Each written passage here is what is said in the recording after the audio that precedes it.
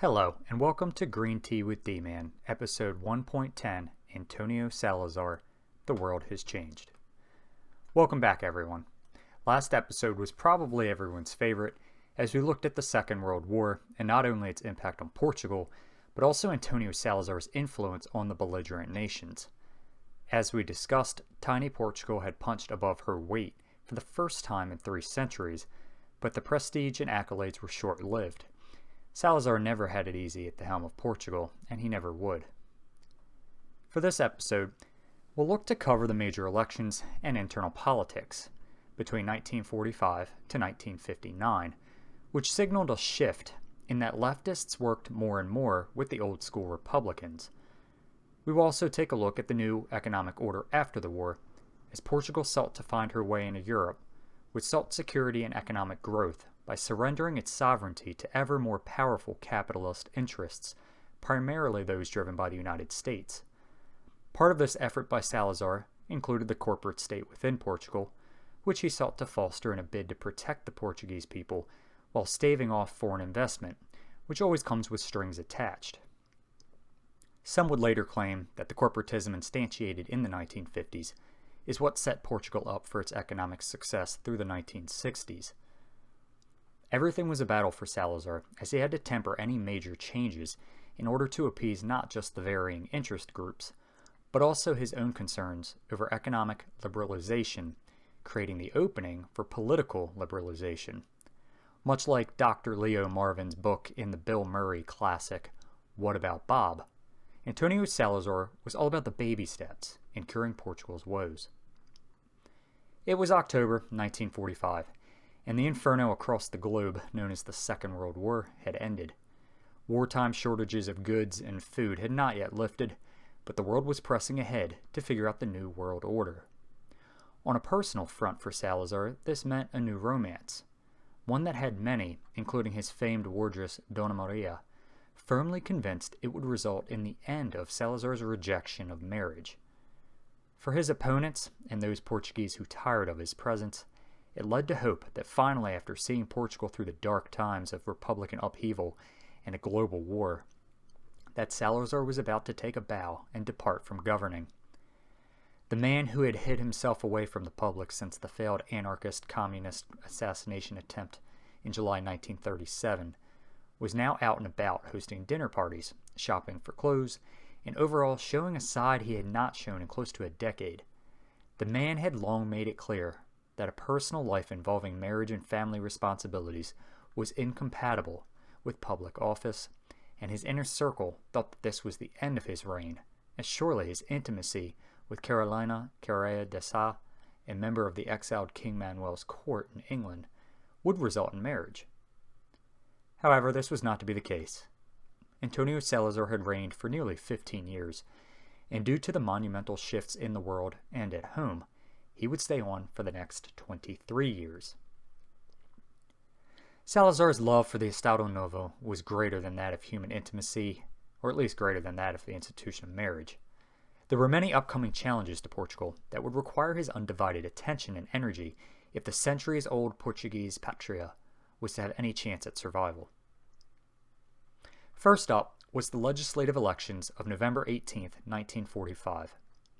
Between his success navigating Portugal through the turbulent waters of a world war from 1939 to 1945, and the reassurance from the secret police of the PIDE that the democratic opposition were more concerned with preventing social revolution from the left, Salazar took the liberty of increasing suffrage in the country by allowing voters to remove names from the lists of candidates to show their dislike of such candidates.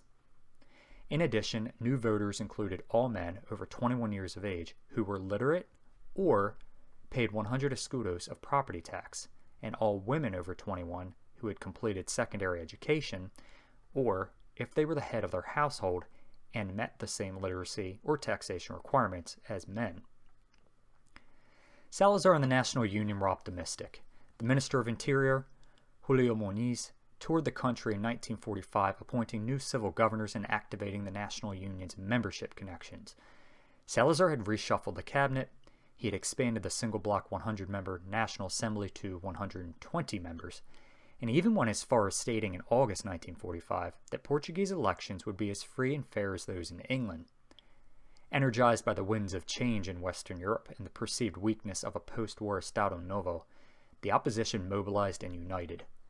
After a meeting in the first week of October, the Movement for Democratic Unity, MUD, was formed.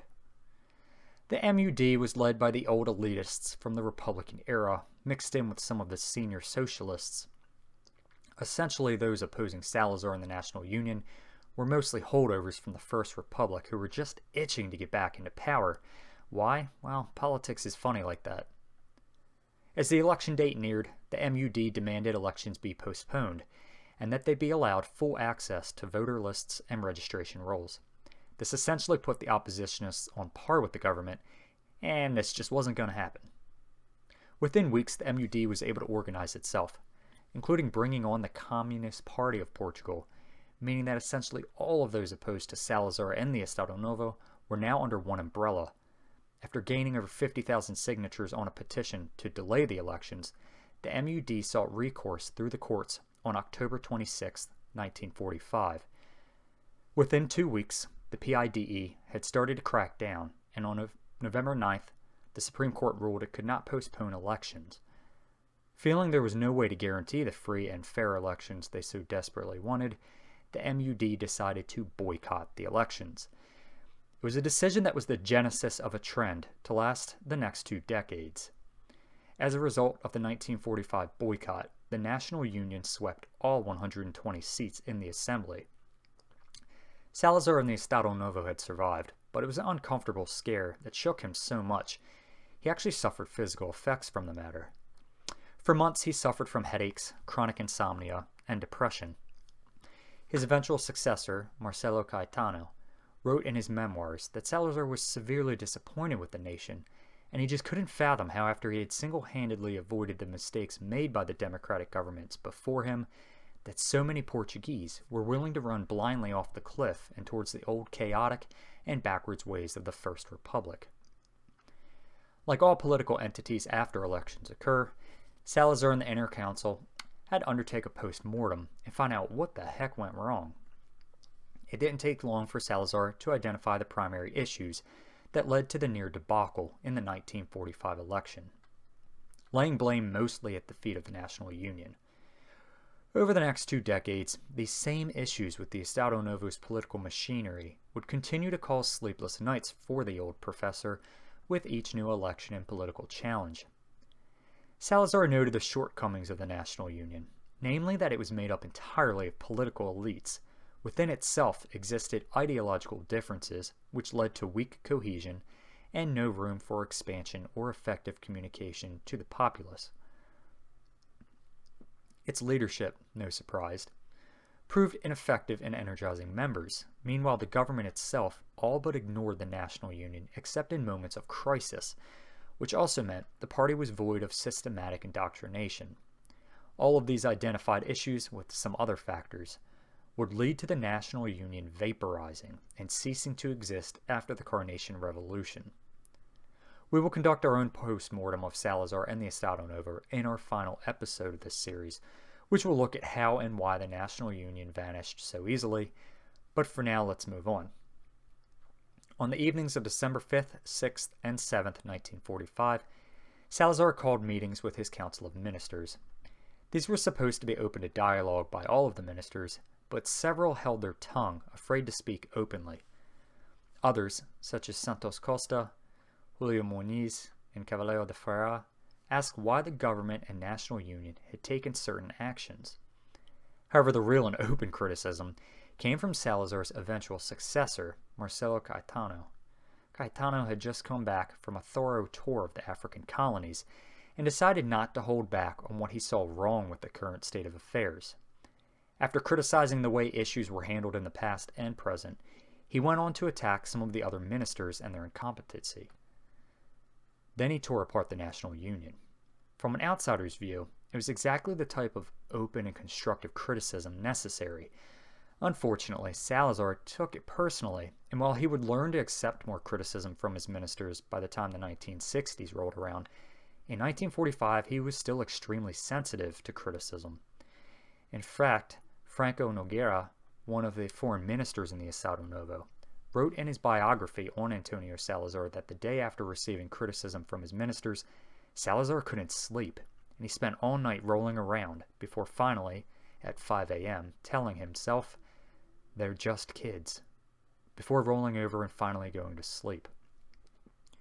There's no guarantee that this episode of insomnia and condescension actually occurred, but it's not a stretch of the imagination to give Nogueira's account credence. Salazar had been ruling for 17 years, through turbulent and chaotic years, believing it was all on his own hard work which had kept Portugal stable while strengthening its position in the world. The next electoral season came in February 1949, which saw elections for both the National Assembly and the President of the Republic. This more or less followed the path of the election in 1945, as the main opposition operating under the umbrella of the MUD boycotted the elections. This meant that for the National Assembly, two insignificant parties fielded 8 candidates, allowing the National Union to take all 120 seats. On the presidential front, our old buddy General Norton de Matos, now noted as a Republican dinosaur at the age of 81 years old, challenged President Oscar Carmona. The presidential elections of 1949, 1951, and 1958 were the most challenging elections for the Estado Novo because the National Assembly contests were essentially a yes or no vote, limited to an entire block of candidates rather than individual ones. This meant that the Portuguese opposition had only a handful of opportunities to strike at the Estado Novo electorally during its 41-year reign. In 1949, the two candidates were General Norton de Matos for the umbrella opposition and incumbent Marshal Oscar Carmona, who was in failing health. The build-up to the election was perhaps the most intriguing and exciting political time in Portugal since the 1926 coup. Due to Carmona's poor health, many in the upper echelons of National Union and Estado Novo's cabinet desired to see Salazar step up in Carmona's place, with a few high-ranking officials wishing to see the young upstart Marcelo Caetano fill the prime minister position. However, despite this support and a cabinet vote that overwhelmingly approved Salazar as the presidential candidate, old Salazar rejected it outright, stating that there could not be both a powerful president and powerful prime minister, as well as noting that without a military man in the presidency, then the Portuguese army would likely pull the plug and overthrow the Estado Novo much as it had done to the Republic in 1926. Instead, Salazar pushed for Carmona to stay aboard and run against de Matos, who was actually 2 years older than Carmona. As the government and National Union fumbled around in an attempt to kick off the rust of their electoral machinery, the MUD, with the Portuguese communists providing most of the muscle and organization, went into full campaign mode across the country. This eventually led to a massive rally of nearly 100,000 Portuguese in the northern commercial capital of Porto on January 23rd. This rally was a wake-up call to the Estado Novo, and its momentum had two very important effects. The first was that it caused de Matos and many of his Republican supporters to believe that they could actually win the election, or at least force concessions out of Salazar and the government. The other was that it finally slapped the National Union across the face, waking them up to the realization that they had thus far failed to mobilize supporters and hammer home the message that they wished to convey. That message came fast and heavy over the next 2 weeks, as Salazar and the regime went into overdrive, pointing out how de Matos claimed to be a Republican, yet his campaign was carried along almost entirely by the work of the Portuguese Communist Party. This point hit home the hardest due to its effect on the first one I listed earlier about the rally in Porto. The MUD had agreed, as before, that they would boycott the election rather than participate and legitimize the vote. The Portuguese communists wished to see a revolution in the country that would sweep away not just the Estado Novo, but also the Republican elements that were still left.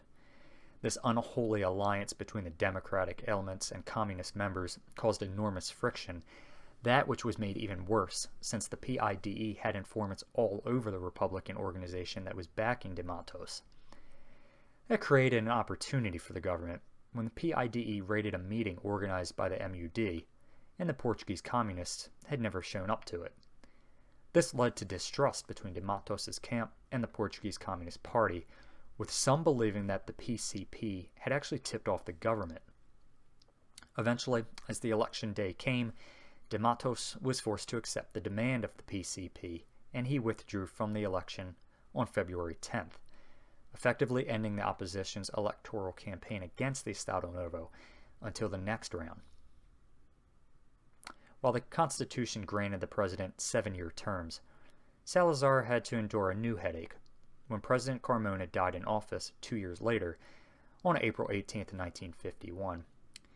This would end up being the least contested and worrisome of the 3 immediate post-war presidential elections, as the bitter spat between the Republicans and Communists from the 1949 election continued to poison the opposition's efforts in 1951. The Republicans ended up fielding some old-time admiral named Manuel Morales, while the left wing organized behind a former mathematics professor, Rui Gomes, who was fired from his position by the Estado Novo due to his communist political affiliation. The Estado Novo ended up selecting yet another military official. Yes, notice how every Republican and government candidate were military men. This soon-to-be president was actually from the Air Force, General Cravero Lopez, and unlike Oscar Carmona before him, he pushed back against Salazar during his single term, riling Salazar enough that when the hotly contested 1958 campaign came around, he was replaced by Admiral Americo Tomas. Ding, ding, ding! If you've paid attention, that means Salazar picked one military leader from each branch of the Portuguese armed forces. This guy was definitely equal opportunity when it came to the military's representation in the presidency. In keeping with these elections, let's jump into the 1958 presidential election, one that would rock the regime due to just how close it came to losing the election against the political opportunist that was General Umberto Delgado. Charismatic, energetic, and not content with standing on the sideline as major events unfolded, General Delgado started off as a diehard supporter of the Estado Novo in the 1930s, actually positioning himself as one of the more fascist-y supporters of Salazar and the regime. However, as time went on and World War II deeply impacted the neutral countries, to include Portugal, Delgado began to feel that Salazar was dragging his feet and failing to quickly modernize the country.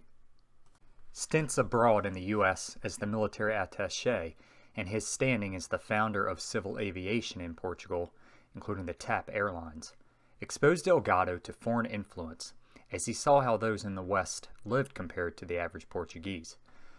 While the election campaign started off as those prior had, with numerous candidates popping up and the disparate wings of the opposition laying claim to their own little sphere, it didn't take long before the Republicans, Socialists, and other oppositionists came to an agreement to rally behind a single candidate. When Delgado threw his hat in the ring, even the old Republican oppositionist Cunha Leal backed down and lent support to Delgado. The only group to hold out was, of course, the Communist Party, who had labeled Delgado a fascist and gave him the nickname General Coca-Cola due to his clearly pro-American stance. However, this holdout did not last forever, and seeing an opportunity to defeat Americo Tomas, the Communists came aboard. When asked what Delgado would do with Antonio Salazar if he was elected president, his response was, "Obviously, I will sack him." This announcement boosted the opposition by solidifying their coalition, energizing the supporters, and with the Communists leading the ground effort, the opposition campaign strengthened. Just as elections prior, the National Union failed miserably in organizing and rallying its support for the regime. There was little messaging and campaigning from the National Union, and it led to some municipal leaders around the country coming out in support of Delgado. Fearing that the roof was coming down, it took Salazar's direct involvement in leading rallies and articulating a message that blunted Delgado's platform, showing that complaints against the regime on the colonial and economic fronts were empty, and in fact lent more credence to the regime's own positions. The difference was that Delgado was ready to open the floodgates and sink the escudo's value in order to sell off Portuguese land and mining rights to the Americans and Europeans, and he was willing to saturate the economy with foreign business. In the final week leading up to the election, Antonio Salazar spoke at 2 National Union rallies.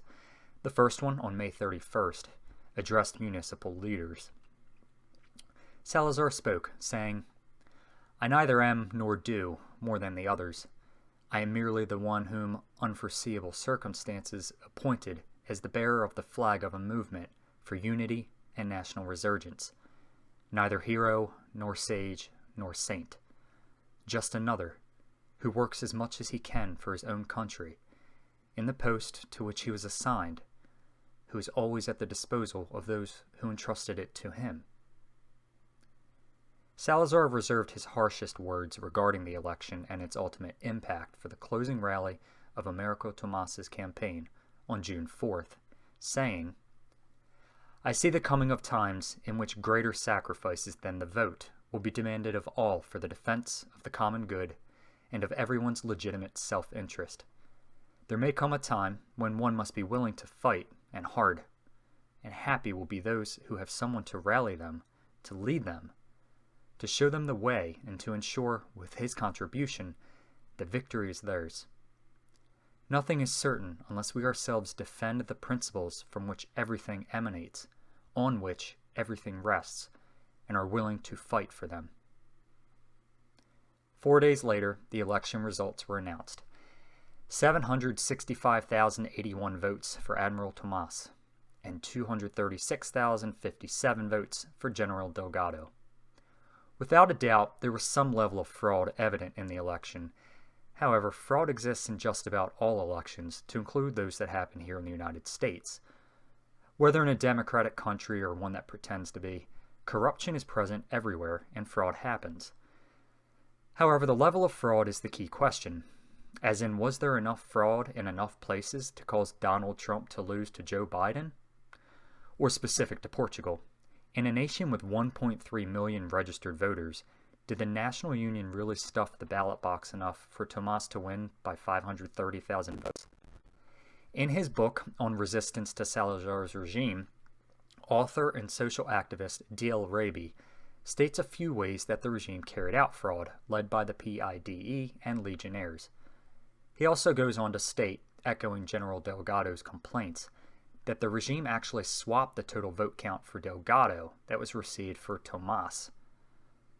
However, private reports sent to Salazar from municipal leaders around the country leading up to the election contradict the opposition's claims to the level of support that Delgado actually had. Additionally, Delgado had attempted to lead a military coup between June 2nd and the 3rd. However, the PIDE managed to bust up this ring before it got into swing. It's interesting why he attempted a military overthrow the week before the election, instead of waiting until after votes were counted, when the populace and younger military officers would have been passionate regarding widespread fraud, especially on the scale that is proposed. At the end of the day, we do not know what the honest vote count was, but we know that Admiral Tomas was declared the winner, and that General Delgado set himself on a path of extreme and violent opposition to the government that would lead to his death 7 years later at the hands of a PIDE agent in Spain. This continued opposition will be covered in the second to last episode of this series, when we cover the final years of Salazar's reign, including the opposition. These election results reinforced Salazar's acceptance that some things had to change, notably on the economic front. There were several economic thinkers in the regime, such as Ferreiro Dias and Daniel Barbosa, who believed that Portugal could become another industrial power, such as France, Germany, England, and the others in Western Europe, and all that it required was for the people to sacrifice and for the state to strictly guide its industrial development through a combination of corporatist enactments and major investments, which would take the form of economic development plans, a grand total of 4 in all between 1953 and 1968, that would lead to a 6-fold increase in the country's industrial production. While most of Europe had gained substantial economic support from the Marshall Plan between 1948 to 1951, Portugal received trinkets compared to the rest, with a total of only $70 million. Even tiny and sparsely populated Iceland received $40 million, while the United Kingdom received a whopping $3.3 billion over the 3-year period.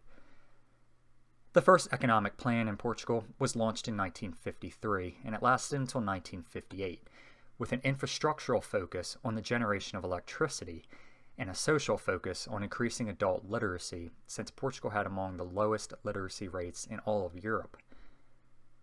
The Second Economic Plan, which occurred between 1959 to 1964, coincided with Portugal's entry into the European Free Trade Association as a founding member on May 3, 1960.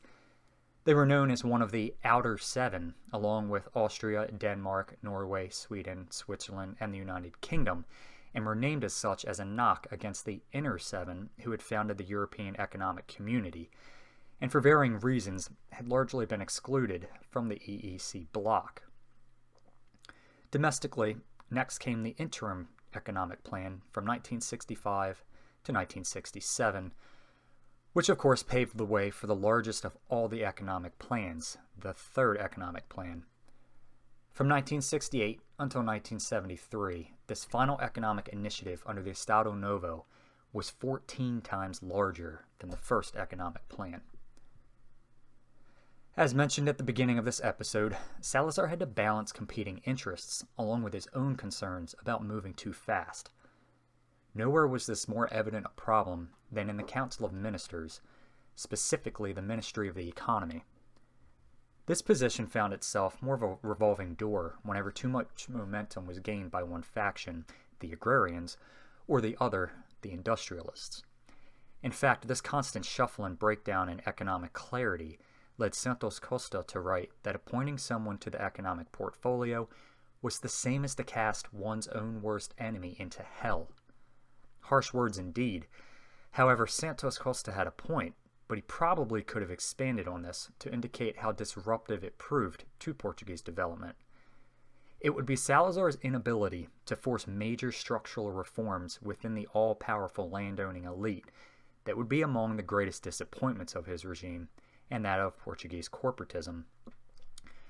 Now, I'm not saying that reforming the agricultural machine, of which Portugal was traditionally heavily relying on economically, would have been an easy task. Far from it. As the ruling agrarians had a majority of seats in the National Assembly, they had entrenched influence in the regional and national press, which they used quite often, and the ability to activate and mobilize their gremios against weak and disorganized opposition. The cherry on top was that the Estado Novo cemented power in the 1930s due to the support of these very agricultural landowners. Turning on them would have been political suicide. You could probably equate it to an American president nationalizing the banking industry in that, he wouldn't be alive for much longer. With that noted, it remains to myself and others a sticking point as the failure of Salazar and the Estado Novo to give full support to the corporatist model and to carry out reforms that would have fundamentally changed the future of Portuguese economic development. Instead, as Marcelo Caetano put it, Portugal was a corporatist state in name only. The 1933 Constitution declared Portugal a corporatist state.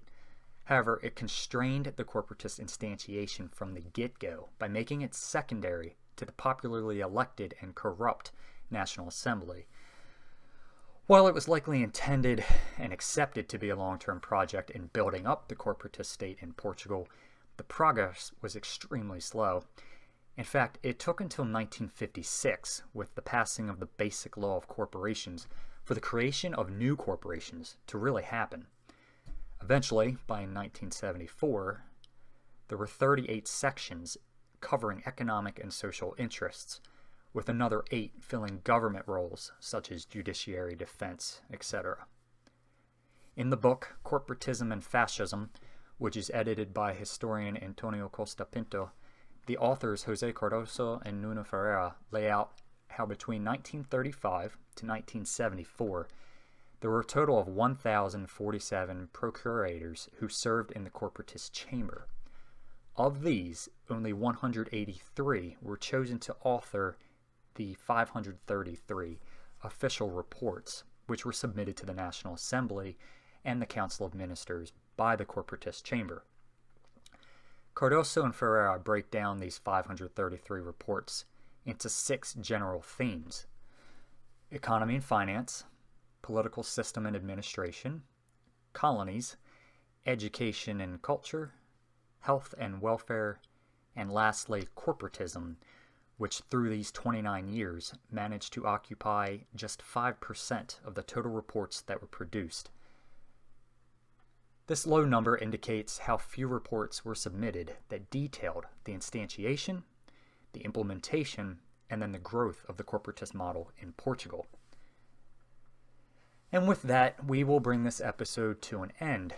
Next up, we will look at the Portuguese colonial wars, aka African Wars of Independence, aka the beginning of the end for the Estado Novo. These will likely take up the better part of the next 2 episodes as we take a high-level look at major Portuguese overseas territories, from colonization up through the 1960s. And then we will drop in for a snapshot of the major conflict areas of Angola, Guinea-Bissau, and Mozambique.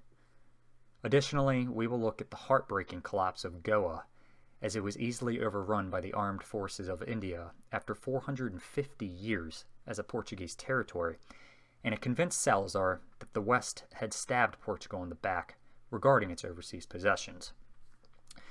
With that, we bring this to an end, and I thank you for joining us for episode 1.10, The World Has Changed. This is Green Tea with D-Man, and we'll see you soon.